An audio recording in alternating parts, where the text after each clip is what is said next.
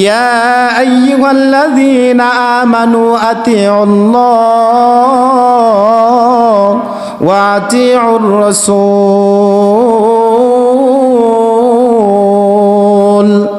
আল্লাহ পাক বলছেন তোমরা কি করো, আমি আল্লাহর কি করো, এতাআত করো, ইত্তেবা করো এবং রাসূলের কি করো, অনুসরণ করো, ইত্তেবা করো। সুবহানাল্লাহ পড়ি। তারপরে আল্লাহ পাক রব্বুল আলামিন বলেন ইন্নাল্লাযীনা আমানু ওয়া আমিলুস সলিহাতি কানাত লাহুম জান্নাতুল ফিরদাউসি নুজুলা। সুবহানাল্লাহ পড়ি। আল্লাহ পাক বলেন যদি তোমরা কি করো, ইত্তেবা করো, অনুসরণ করো, তাহলে তোমাদের জন্য আছে জান্নাতুল ফেরদাউস, তোমাদের জন্য আমি কি করেছি, বরাদ্দ করে রেখে দিয়েছি। সুবহানাল্লাহ পড়ি।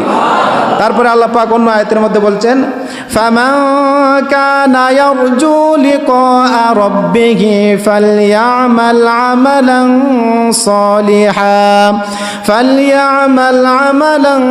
সালিহান ওয়া লা ইউশরিক বিইবাদাতি রাব্বিহি আহাদা।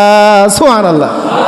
আল্লাহ পাক বলছেন হে বান্দা শোনো, যতটুকু ইবাদত করো না কেন, যতটুকু করো না কেন, অতটুকুর ভিতরে যেন শিরিক না ঢুকাও, শিরিক যেন ঢুকায়ও না। শিরিক যদি ঢুকাও, লা তুশরিক বিল্লাহ ইন্না শিরকা লাযুলমুল আযীম, শিরিকের গুনাহ হচ্ছে বড় গুনাহ, আর শিরিক তোমার সমস্ত আমলকে বরবাদ করে দিবে। ঠিক কিনা বলেন? এই জন্য শিরিক করা যাবে না।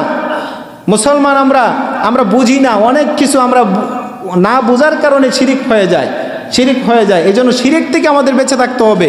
অল্প আমল করেন, আখলিস দীনাকা ইয়াকফিকাল আমালুল কলিল, অল্প আমল তোমাকে নাজাতের জন্য যথেষ্ট হয়ে যাবে। সুবহানাল্লাহ পড়ি। বেশি আমলের দরকার নাই। আইয়ুকুম আকসারু আমালা বলে নাই, আইয়ুকুম আহসানু আমালা বলছে। কম না বেশি? কম আমলটা যেতে কি হয়, ভালো হয়। আইয়ুকুম আহসানু আমালা, আমলটা যেন কি হয়, ভালো হয়। বেশি আমলের দরকার নাই, সে আমলটার ভিতরে যেন শিরিক না থাকে। শিরিক মুক্ত ইবাদত আমরা চাই কি চাই না? আল্লাহ পাক আমাদের সবাইকে আমল করার তৌফিক দান করে। পড়ি আমিন। ইয়া আইয়ুহাল্লাযীনা আমানু আতিউল্লাহ ওয়া আতিউর রাসূল।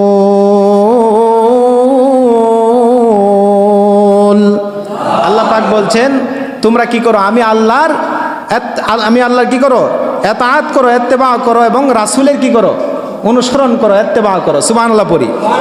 তারপরে আল্লাহ পাক রব্বুল আলামিন বলেন ইন্নাল্লাযীনা আমানু ওয়া আমিলুস সলিহাতি কানাত লাহুম জান্নাতুল ফিরদাউসি নুজুলা। সুবহানাল্লাহ পড়ি। আল্লাহ পাক বলেন যদি তোমরা